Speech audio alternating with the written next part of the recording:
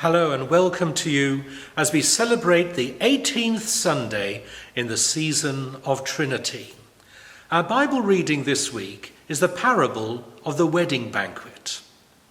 Over the years, I've preached on this passage and I have tried to use it to bring comfort to people as we look ahead to the joys of heaven, the image that Jesus gives of a place of happiness, of celebration and delight.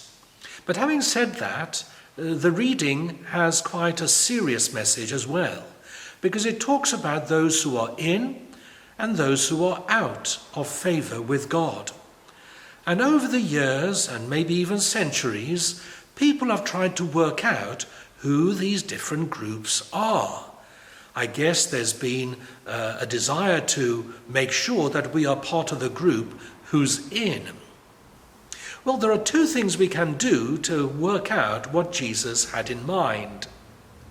First of all, we can get the help of the gospel writer himself. We can ask, what did Matthew have in mind?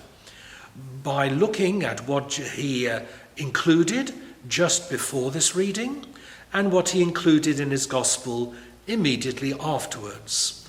And we can work out from that the context of this piece of teaching. Who is Jesus addressing? Who were his target audience? And that's very important.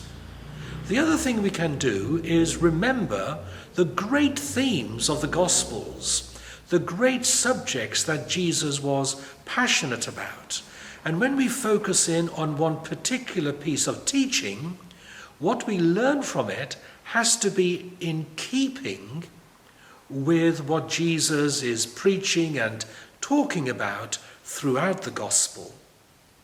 And therefore we conclude that indeed here we have great news for the ordinary person. And I include you and me, hopefully, in that group. The good news that we do have something wonderful to look forward to. But who are the people who should read it and be concerned? Well, they, as usual, are the ones that Jesus had some very stern words to say to. And it's those who are in authority who are abusing their position. Those who are relying too much purely on their status. People who are making presumptions about God. It's a chilling reading for the likes of them. So let's read it together, let's draw comfort from it, but also let's take on the serious point as well. And now to our hymns for this week. I thought it was about time we revisited Africa. And so our first hymn is a very familiar one, Kumbaya.